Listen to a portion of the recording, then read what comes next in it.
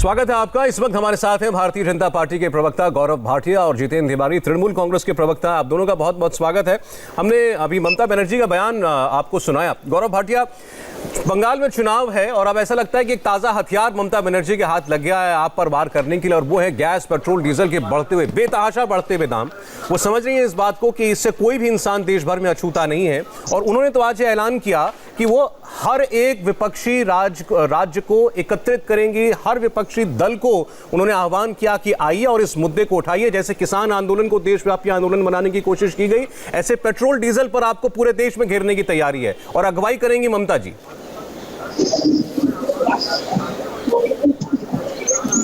गौरव।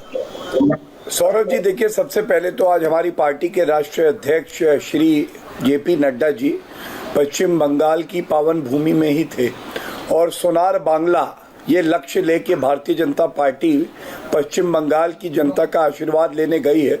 जिस तरह का जन समर्पण हमें मिल रहा है, समर्थन मिल रहा है, और हमने देखा है इस बार हमें लक्ष्य है कि 200 का आंकड़ा हम पार करेंगे। और मैं आपसे इतना ही कहूँगा, ममता बनर्जी बड़ी घबराई हुई, डरी हुई, कांपती हुई, और वो जानती हैं कि उनकी सत्ता की ये गद्दी अब जाने वाली है, कुछ ही दिन की बात है। दगा हुआ कारतूस आप कहीं भी डाल दीजिए, वो दगा हुआ कारतूस ही रहेगा, चलने वाला नहीं है। सौरभ जी, आप मुझे बताइए, ममता बनर्जी और सारे विपक्ष के जितने तमाम नेता थे, ये सब एकजुट हुए, हाथ में हाथ डाल के नारे लगा रहे थे, मोदी जी को हटाना है। क्या हुआ? 2019 के चुनाव के परिणाम सामने आ गए थे। आज पश्चिम बंगाल में जो प्रमुख मुद्दे हैं, हम उसको उठा रहे हैं। सबसे पहले जो भ्रष्टाचार है वहां पे, तो भ्रष्टाचार मुक्त करना है, विकास युक्त करना है। मोदी जी का मॉडल पश्चिम बंगाल ले जाना है। हमने देखा किस तरह से अम्फान, जब साइक्लोन आया, 2708 करोड़ रुपए हमने पश्चिम बंगाल सरकार को दिए बंगाल की जनता की राहत के लिए। आपको मालूम है, हाईकोर्ट ने आदेश दिया कि घोटाला हो गया, जांच होनी चाहिए। पश्चिम बंगाल की सरकार सर्वोच्च न्यायालय चली गई। विश्व की पहली सरकार होगी जो जांच से डरती है, नहीं चाहती कि आंकड़े सामने आए। दूसरी बात, सांप्रदायिक राजनीति, वो बयान मैं कभी भूलूंगा नहीं हर नागरिक की तरह, जब ममता बनर्जी ने, सौरभ जी, कह दिया था कि ये जो मुसलमान हैं ये दूध देने वाली गाय है और इनकी मैं दुलत्ती भी खा लूंगी। और वो भी मैं नहीं भूलूंगा कि जब एक पश्चिम बंगाल का नागरिक जय श्री राम का नारा लगा रहा था, तो कार से उतरी और कहती है मैं तुम्हारी चमड़ी उधेड़ दूंगी। क्यों चमड़ी उधेड़ोगी? ये नफरत, ये जलन, ये घृणा कैसी जय श्री राम से। और इनका ही नेता एक कहता है कि पश्चिम बंगाल में राम कार्ड नहीं चलेगा जी, यहाँ ममता कार्ड चलेगा। राम, भगवान राम हमारी आस्था का विषय है, हमारे रोम रोम में भगवान राम है, और ये ऐसी बात करते हैं। तीसरी बात, जिस तरह से परिवारवाद ने खाया है पश्चिम बंगाल को, अभिषेक बनर्जी और उनकी पत्नी, देखिए सीबीआई वहां पहुंची, ममता बनर्जी क्यों दौड़ के पहुंच गई? अगर कुछ छुपाने के लिए नहीं था, कोई फाइल दबानी नहीं थी, तो डर नहीं होना चाहिए, लेकिन डर है क्योंकि जनता का रुपया खाया है। देखिए, कल से लेकर आज तक ममता बनर्जी ने बहुत सी बातें कही हैं, बहुत से शब्दों का इस्तेमाल किया है आपकी पार्टी के लिए, आपकी पार्टी के नेताओं के लिए, और आपने जितने मुद्दे उठाए मैं उन पे भी आऊंगा। लेकिन जितेंद्र तिवारी, आज जो उन्होंने पश्चिम बंगाल के चुनावों के पृष्ठभूमि में बढ़ते तेल के दामों को लेकर पूरे देश में जो एक आंदोलन खड़ा करने की कोशिश की है, इससे ऐसा लगता है कि ममता बनर्जी अपने आप को दिल्ली में नरेंद्र मोदी का चैलेंजर देखती हैं, जब वो कहती हैं कि मैं पूरे देश के विपक्ष को एकजुट कर दूंगी। तो क्या वो मानने लगी हैं इस बात को कि अगले चुनाव में शायद ममता बनर्जी प्रधानमंत्री का भी उम्मीदवार अपने आप को देख रही हैं? ये तो ममता बनर्जी ऐसा नहीं सोचती। भारतीय जनता पार्टी के लोग जब बंगाल में चुनाव में प्रचार में आते हैं, तो वो ये कहते हैं कि हमारे पास कोई चेहरा नहीं है, हम मुख्यमंत्री बनाने की अवस्था में नहीं है, हमारे पास वीकली मुख्यमंत्री बनेगा, सोमवार को दिलीप घोष बनेंगे, मंगलवार को सुवेंदु अधिकारी बनेंगे, बुधवार को बाबू सुप्रियो बनेंगे, बृहस्पतिवार को अर्जुन सिंह बनेंगे, शुक्रवार को कोई बनेगा, शनिवार को कोई बनेगा।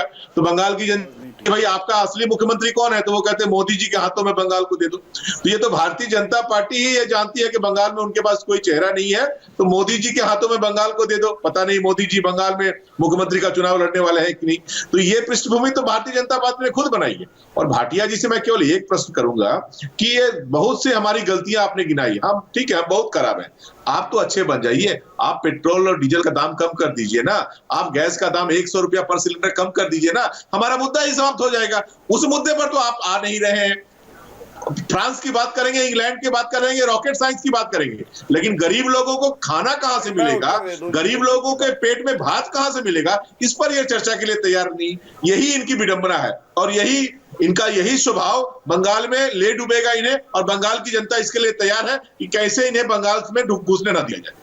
गौरव भाटिया जी, मुद्दा पूरे देश को प्रभावित करता है जब कीमतें बढ़ती हैं, खास तौर पर जब पेट्रोल की, डीजल की और गैस की कीमतें बढ़ती हैं। तो ममता बनर्जी के हाथ तो बैठे बैठाए एक मुद्दा आपने दिया, इसमें तो आप उनको दोष नहीं दे सकते।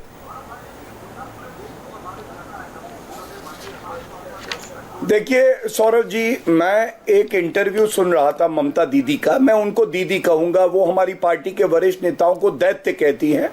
मैं उनको आज सूपनखा, चुड़ैल, चंडी ऐसा कुछ नहीं कहूंगा, मैं उनको दीदी कहूंगा। दीदी को आइडिया ट्रेडमिल पे आता है।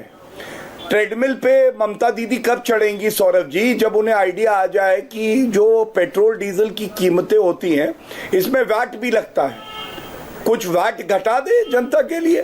डीरेगुलेटेड है, 2 दिन पहले घटाया। इसने किया था कांग्रेस की सरकार में, पेट्रोल डीरेगुलेट साहब 2 दिन पहले घटाया। और उसके बाद भी इस तरह की स्कूटी पे बैठ के, प्लीज बीच में मत बोलिए जितेंद्र जी, प्लीज।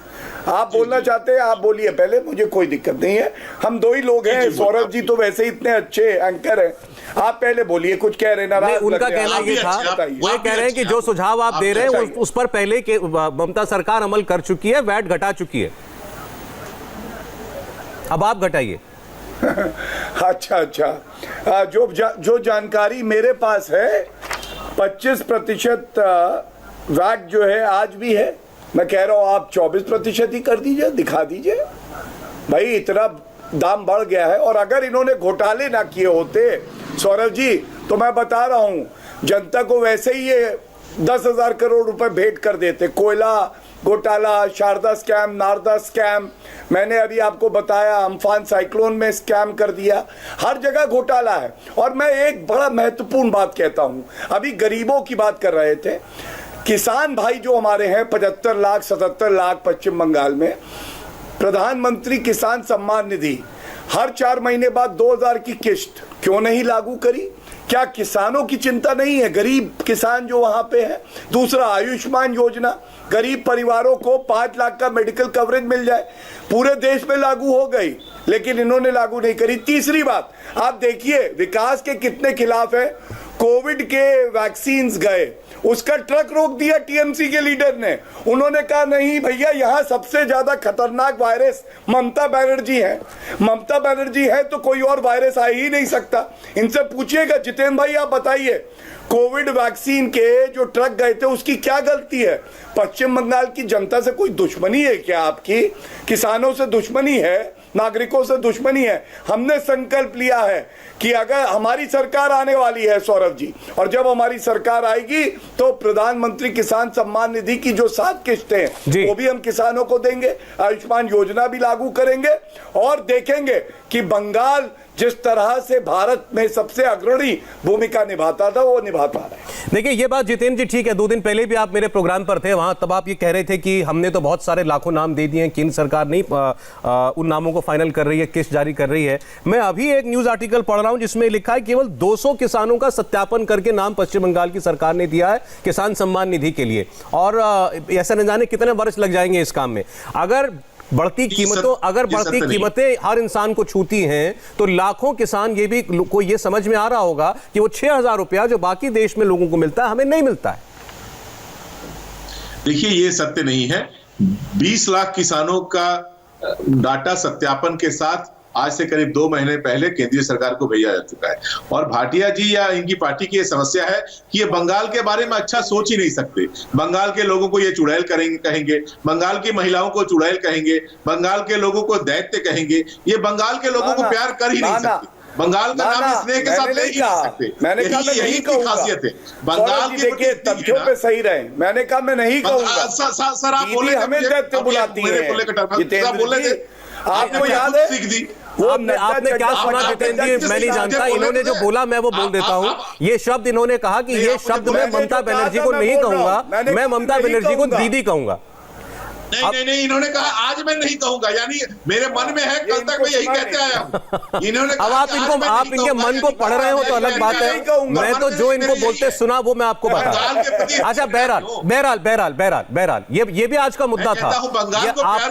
आपको उन शब्दों पर एतराज हुआ जो गौरव भाटिया कह रहे हैं कि मैं आज नहीं कह रहा हूं उनको, लेकिन ममता बनर्जी कल तक मैंने कहा, एक सेकेंड, लेकिन ममता बनर्जी ने तो राक्षस रावण, मैंने तो कभी भी नहीं कहा राक्षस रावण जाने क्या क्या कहा।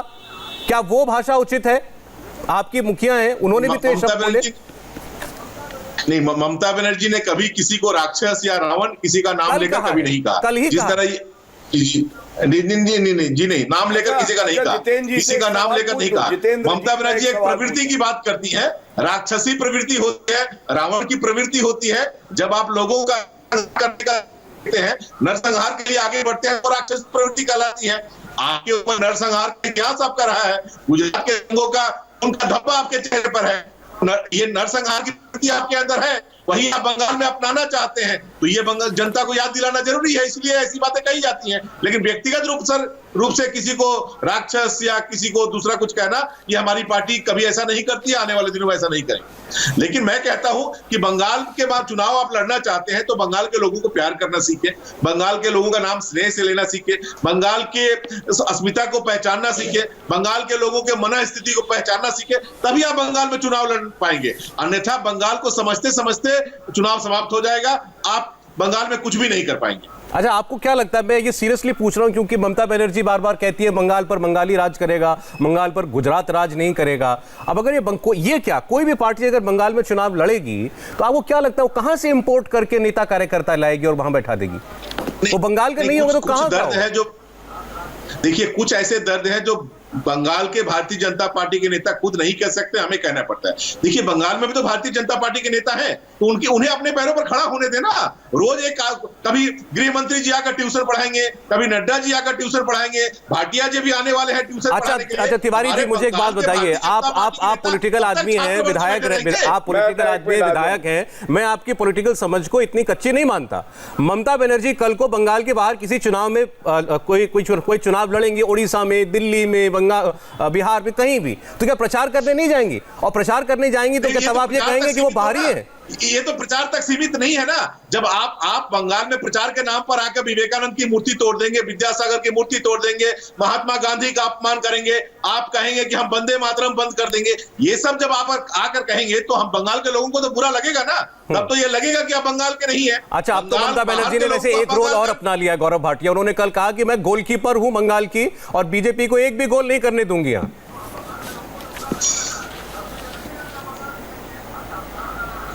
देखिए, ऐसा है, वो गोलकीपर हैं, बिल्कुल सही बात है, लेकिन वो सेल्फ गोल की पेले भी हैं, सेल्फ गोल की पेले। वो इतने सेल्फ गोल कर चुकी हैं। अब मैं क्रमवार तरीके से उत्तर दे दूं। देखिए, सबसे ज्यादा जो आहत करता है हर भारतीय को, बाहरी है। आप बाहरी हो। आप बताइए सौरभ जी, इनका ही एक नेता कह रहा था कि दूध मांगोगे तो खीर देंगे, बंगाल मांगोगे तो चीर देंगे। मैं जितेंद्र जी से पूछना चाहता हूं, पश्चिम बंगाल तो मेरा भी है, मैं भारतीय हूं, आप क्यों चीर देंगे भाई? मुझे क्या गुनाह किया है? 130 भारतीय जनता पार्टी के कार्यकर्ताओं को मार दिया गया इनके गुंडों द्वारा। कानून व्यवस्था क्या इनके अंदर आती है, नहीं आती है? क्या किया इन्होंने, बता दें। तीसरी बात, भाषा की मर्यादा, प्रधानमंत्री को थप्पड़ मारूंगी। जितेंद्र जी आप बताइए, मैं तो उनको दीदी बुला रहा हूं। प्रधानमंत्री जी ने कितनी बड़ी बात कही, वो थप्पड़ मारेंगी तो भी वो आशीर्वाद की तरह होगा मेरे लिए। वो बयान याद है आपको? हमारे राष्ट्रीय अध्यक्ष के लिए नड्डा, बड्डा, टड्डा, ये सब मुख्यमंत्री ऐसी भाषा बोलता है। तीसरी बात, वो मुख्यमंत्री कम लगती हैं, पत्थरबाज ज्यादा लगती हैं। जब कोई जाता है, नड्डा जी गए काफिले पे, पत्थर डलवा दिए। जब दिलीप घोष चलते हैं तो काफिले पे पत्थर मार देते हैं। अरे भैया, पत्थर मारने का इतना शौक आपको क्यों है? उन्हीं पत्थर से पुल बनाएंगे और पश्चिम बंगाल की जनता के दिल में अपनी जगह बनाएंगे। ये है भारतीय जनता पार्टी। और एक बात आपको और बता दूं, मिनिस्टर रही हैं केंद्र में ममता बनर्जी, तो क्या बंगाल से बाहर गई तो वो भारी हो गई? नहीं, ये ओछी हल्की सोच है।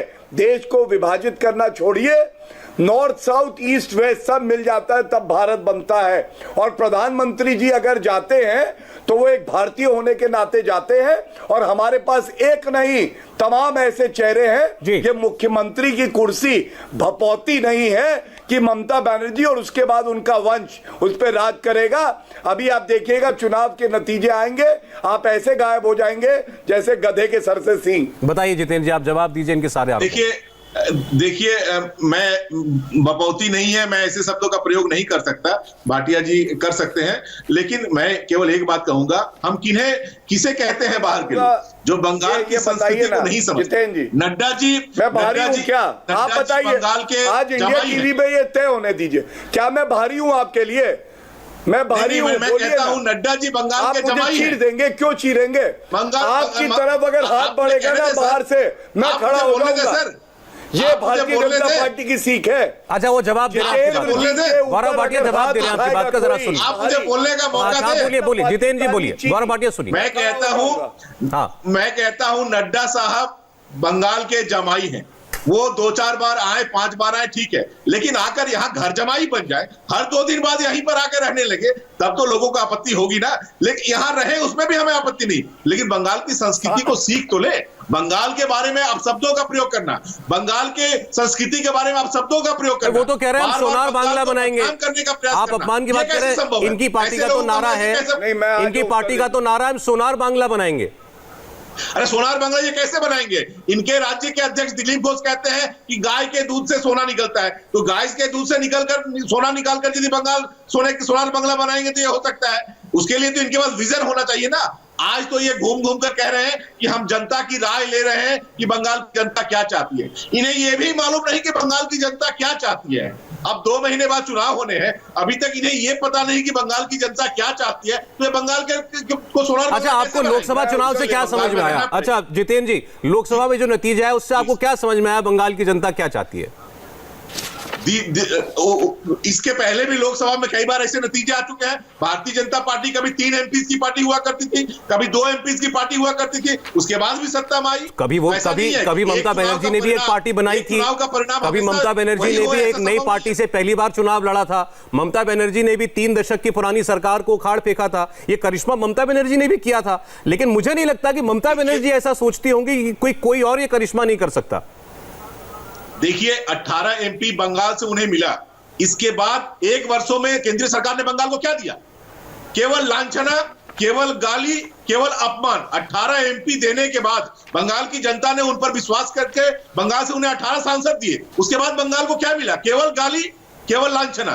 तो फिर दूध का जला हुआ तो छाछ भी फूंक कर पीता है ना। ठीक है, तो एक बार बंगाल की जनता देख चुकी है। अच्छा गौरव भाटिया, आप जो भी ये इनसाइडर आउटसाइडर बाहरी की जो भी कैंपेनिंग तृणमूल कांग्रेस की तरफ से की जा रही है, और ममता बनर्जी जब बातें कहती हैं कि बंगाल पर बंगाली ही राज कर सकता है, ये सीधी सीधी एक कोशिश है बंगाली प्राइड को जगाने की, बंगाली सेंटिमेंट को जगाने की, जिसका चेहरा मुखौटा सब कुछ वो अपने आप को प्रेषित करने की कोशिश कर रही है।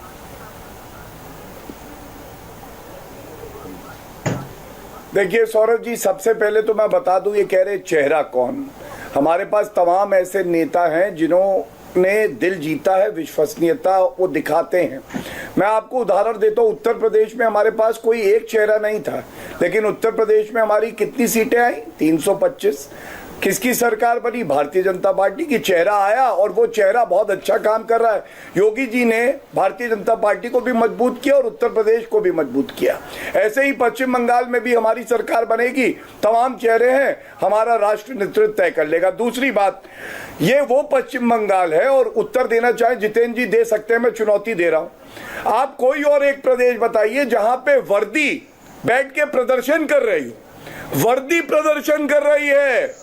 गुंडागर्दी की हद देखिए आप, और इसीलिए कह रहे हो वहां बदलाव आना चाहिए। तीसरी बात, घर जमाई बनाया, पूरे देश के घर जमाई आज देख रहे हैं। हमारा तो ये संस्कृति है जितेंद्र जी, घर जमाई भी बेटे की तरह है अगर उसमें गुण है, और अगर बेटी में अवगुण है ना, तो ऐसी बेटी की कोई सम्मान नहीं करता, घर से ही निकाली जाती है ऐसी बेटी। आप समझ गए होंगे मैं किसके लिए कह रहा हूं। चौथी बात, बंगाल की संस्कृति जितेंद्र जी क्या ये है नेताजी सुभाष चंद्र बोस जी के सम्मान में पराक्रम दिवस मन रहा था, जय श्री राम का नारा क्या लगा, नेताजी का सम्मान भूल गई दीदी और कहने लगी मैं नहीं बोलूंगी, अब मैं बोलूंगी नहीं, जय श्री राम का नारा लग रहा है। अरे नेताजी के सम्मान में ही 2 शब्द बोलती, नहीं बोली। इसका मतलब अपना जो ईगो है वो सबसे ऊपर है।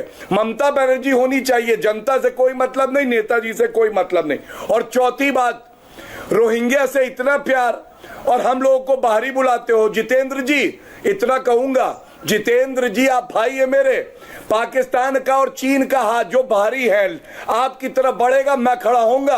भारतीय जनता पार्टी ये सिखाती है। और आप क्या बोल रहे, हम ही को भारी बना रहे, जेपी नड्डा जी को आप दामाद बता रहे। अरे हम अपने माता पिता की सेवा करेंगे, चाहे वो हमारी पत्नी के हो चाहे अपने हो, ये हमारे संस्कार है। चलिए जितेंद्र जी।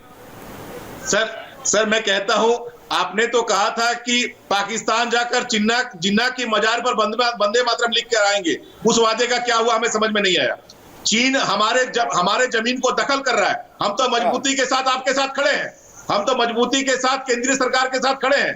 चीन हमारा जो जमीन दखल कर रहा है, हमारी जमीन पर कब्जा कर लिया, उस समय तो आपकी हवा गायब हो गई, उस समय तो आपकी हवा गायब हो गई।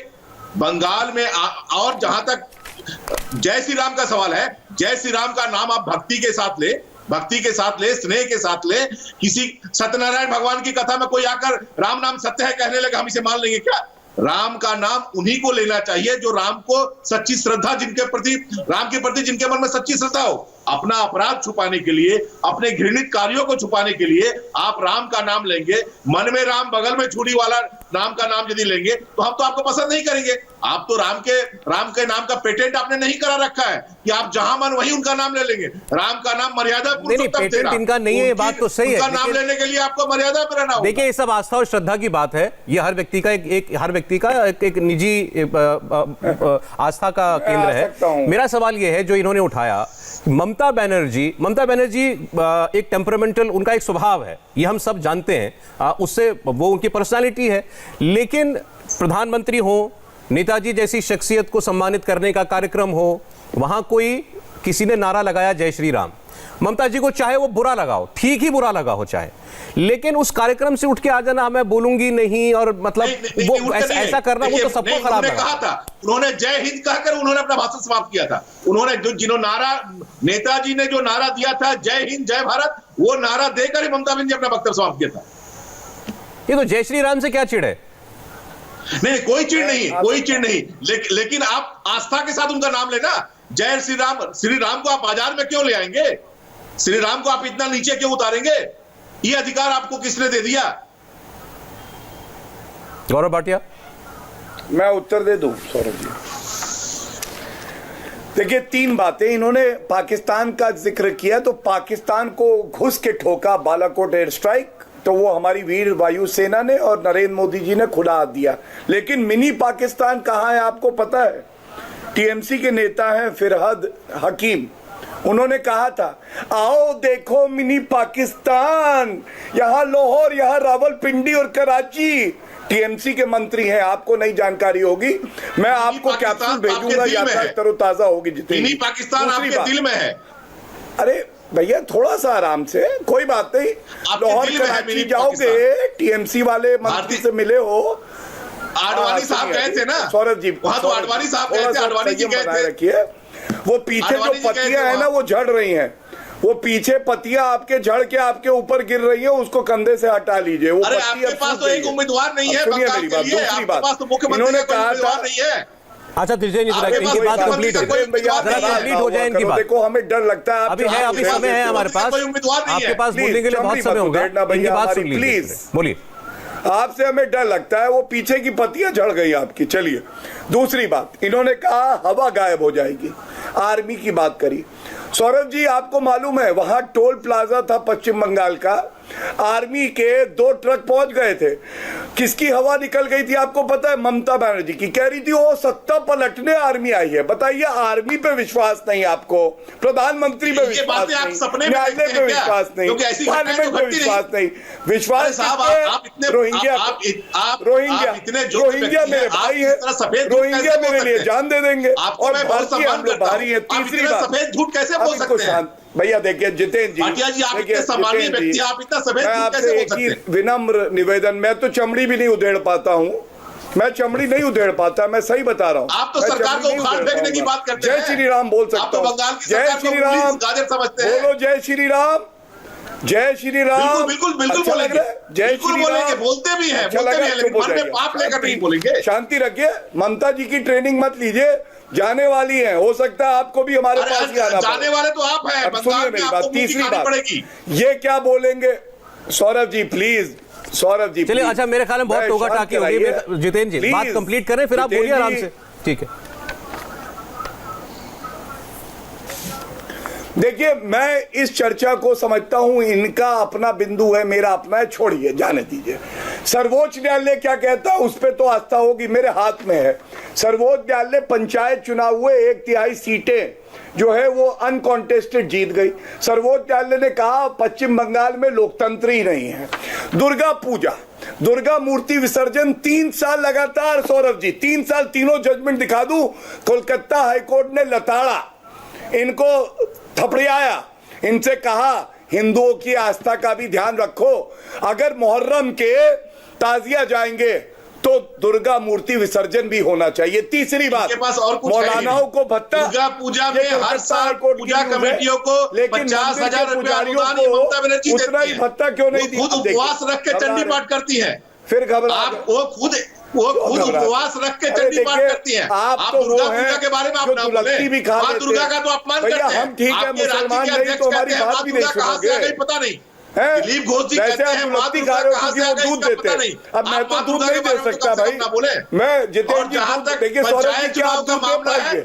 पंचायत सौरभ जी चुनाव आप का दूध मामला दे है, पाएंगे? त्रिपुरा में आप क्या तो नहीं होगा? दे पाएंगे, त्रिपुरा तो में आपकी पंचायत दुलत्ती चुनाव तो का नहीं क्या हुआ? खाएंगे वहां वो। लोगों को क्यों नहीं मैं तो आपने दूध दिया? नहीं दे सकता भाई। अच्छा ठीक है, एक त्रिपुरा में मिनट, क्यों नहीं भरत जी दिया? आपकी बात पूरी हो गई, त्रिपुरा में क्यों नहीं भरत जी दिया? आपकी बात पूरी हो गई, मेरे ख्याल से आपके पॉइंट्स आ गए थे। मेरे ख्याल से आपके पॉइंट्स आ गए थे। गौरव जी, आप पक्का है जितेंद्र जी? गौरव जी आपकी बात नहीं, पूरी अभी हो गई आए मेरे नहीं, ख्याल मेरी में। आखिरी बात रह गई, प्लीज 10 सेकंड, बस 10 सेकंड, हाँ बस 10 सेकंड लूंगा। जितेंद्र भैया अगर चमड़ी नहीं उधेड़ेंगे तो मैं 10 सेकंड लूंगा। हाँ धन्यवाद मैं तो आपको सौरभ जी। मिठाई अंत खिलाऊंगा में एक चुनाव और के बाद, कलकत्ता जो हाईकोर्ट ने भागने वाले फटकार लगाई, उन्होंने कहा ये जो, अरे कोई बात नहीं, कौन भागेगा देखेंगे। ये कलकत्ता हाईकोर्ट ने कहा मौलाना को भत्ता दिया, मंदिर के पुजारियों को क्यों नहीं, और चुनाव से कुछ दिन पहले अब इन्होंने चालू किया, लेकिन वो भत्ता भी एक नहीं है, बराबर नहीं है। तो क्यों नहीं बराबर भैया? हिंदुओं से सिखों से नफरत क्यों? दूध नहीं दे पाते तो क्या हुआ, खून दे देंगे, जान दे देंगे आपके लिए। ममता बनर्जी, अच्छा ये तो इनका आरोप आज का नहीं है, बहुत पुराना है। जितेंद्र तिवारी जी, ये तो तुष्टिकरण का आरोप है। ये तो अभी प्रधानमंत्री आए, अगर वहां गृहमंत्री जाते हैं वो भी कहते हैं, इनके पार्टी अध्यक्ष जी बोलते हैं, प्रधानमंत्री ने भी कहा आपकी सरकार पर तुष्टिकरण का आरोप लगाया, मुस्लिम तुष्टिकरण का आरोप लगाया। अब सीएए का चर्चा भी बड़ी जोर शोर से उछाला जा रहा है, और इनकी पार्टी घोषित तौर पर यह कह रही है कि हम सीएए लागू करके रहेंगे, बांग्लादेश से आए जो वहां शरणार्थी हैं उनको नागरिकता देके रहेंगे। आपकी पार्टी ऐसा लगता है कि ना तो हां कर पा रही है ना कर पा रही है। नहीं, हमारी पार्टी का मानना है कि बंगाल में रहने वाले लोग ऑलरेडी सिटीजन हैं, हमारे लोग तो नागरिक हैं। वो इतने दिन से वोट देते आ रहे हैं, इतने दिन से यहाँ रहते आ रहे हैं, फिर से उन्हें नागरिक बनाया जाएगा, ये क्या नाटक है? वो तो नागरिक हैं। जो नागरिक पहले से है उसे फिर से नागरिक बनाने का क्या मतलब होता है? ये तो बांग्लादेश से जितने भी शरणार्थी वहां पर आए हैं, आप कह रहे हैं वो पहले से घोषित नागरिक हैं, उनको अलग से सीए के जरिए प्रमाणिकता की जरूरत नहीं है। आप बंगाल के जो आप चुनाव में उनसे वोट लेते हैं, उनके वोट से आप सांसद बनते हैं, और आज कहेंगे फिर से तुम्हें नागरिक बनना पड़ेगा, ये कैसी दोहरी नीति? नहीं, क्योंकि बांग्लादेश से हर कोई जो आया उसको नागरिकता नहीं मिलनी चाहिए ना, उसमें क्लासिफाइड है किस वर्ग को मिलेगी। नागरिक हैं बंगाल में, जो लोग रह रहे हैं, जो लोग नागरिक हैं, जो लोग चुनाव में हिस्सा लेते हैं, जो हमारे समाज निर्माण में हिस्सा लेते हैं, जिनके वोट से जीतकर इनके कई सांसद बने हैं, सांसद बनने के बाद आज आप कहेंगे कि आप नागरिक नहीं हैं, हम फिर से आपको नागरिकता देंगे, वो भी आप नहीं देंगे, वो भी नहीं देंगे। बिल पास हुआ, कहां इंप्लीमेंट किया? डर रहे हैं, इस मुद्दे से ये भाग रहे हैं। तो हमारा ये मानना है कि पहले से ही नागरिक है, और जब तक ममता बनर्जी है, एक भी नागरिक को बंगाल से कोई बाहर नहीं भगा सकता। गौरव भाटिया, ये सीएए का मुद्दा जो है, ये इस पर आपकी पार्टी आगे कुछ करने जा रही है अभी, या ये भी केवल एक चुनावी प्लैंक है? देखिए आप ही के चैनल पे, क्योंकि जिस तरह से इन्होंने कहा तो मैं डंके की चोट पे कहता हूं, ये नरेंद्र मोदी जी की सरकार है। एक एक घुसपैठिए को ढूंढ ढूंढ के निकालेंगे। और सिटीजनशिप जो होती है ना जितेंद्र जी, संविधान अगर पढ़ा होता, ममता दीदी ने आपको पढ़ाया होता, तो ये जो पार्लियामेंट है उसका अधिकार है, केंद्र सरकार, प्रदेश की सरकार नागरिकता नहीं देती। तीसरी बात, ये यू टर्न वाली दीदी हैं। 2005 में एनआरसी के मुद्दे को उठा के बोला था, स्पीकर पे कागज फेंक के हटाओ एनआरसी, ये सारे लोग गलत हैं। और उसके बाद परशुराम बन अपने नाम से स्टेडियम बनाने में व्यस्त हैं। गुस्सा हो गया आपके पास, उधेड़ेंगे आपको, समय कहां है? पिला दूंगा आपको, दूध पिलाऊंगा, कौन सा दूसरे का कंप्लीट हो जाने दीजिए। आपने कभी क्रिकेट नहीं खेला हो, लेकिन क्रिकेट का स्टेडियम आपके प्रधानमंत्री के नाम पर होना चाहिए। या बॉर्नवीटा, कौन सा दूध पियेंगे बताइए? आप तो सरदार पटेल का नाम बदल रहे हैं, भाई हम लोग वाला दूध नहीं दे पाएंगे। देखिए जितेंद्र जी, ये एक इंपॉर्टेंट इशू है, मुझे लगता है यहाँ से ये अपनी पार्टी की बात कह रहे हैं, उस इशू पर आप अपनी पार्टी की बात बताइए। मैं सीए को लेकर सवाल था, गौरव भाटिया अपनी पार्टी का रुख साफ कर रहे हैं, उस पर बोलिए। मैं बिल्कुल साफ कर रहा हूं। देखिए हमारी पार्टी के वरिष्ठ नेता श्री अमित शाह जी ने स्पष्ट कर दिया है, कोविड की वजह से रूल्स लाने में कुछ देरी हुई है, लेकिन जो सीए कानून पारित हुआ है, अमेंडमेंट संशोधन हुआ है सौरभ जी, वो तो आज देश का कानून है। और उसके तहत जो शरणार्थी हैं, जो मतुआ समाज के लोग हैं, ये भी रैली में कहा है कि उनको हम नागरिकता देंगे। आप में दम हो, आप रोक के दिखा देना। हम तो कह रहे हैं डंके की चोट पे, हम तो करेंगे, कानून भी लागू करेंगे और घुसपैठियों को भगा के फेंकेंगे भी।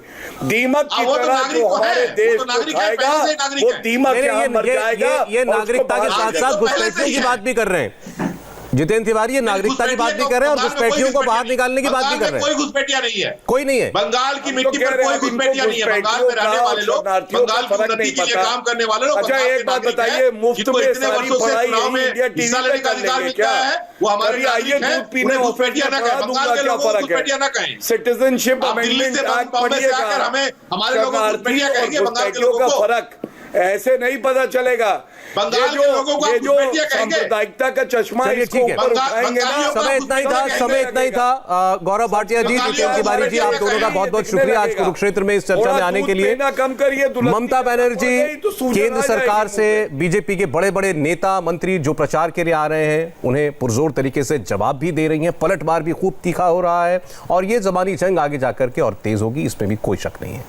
फिलहाल वक्त हो गया है हमारी अगली स्पेशल रिपोर्ट का। चलते हैं पंकज भार्गव के पास।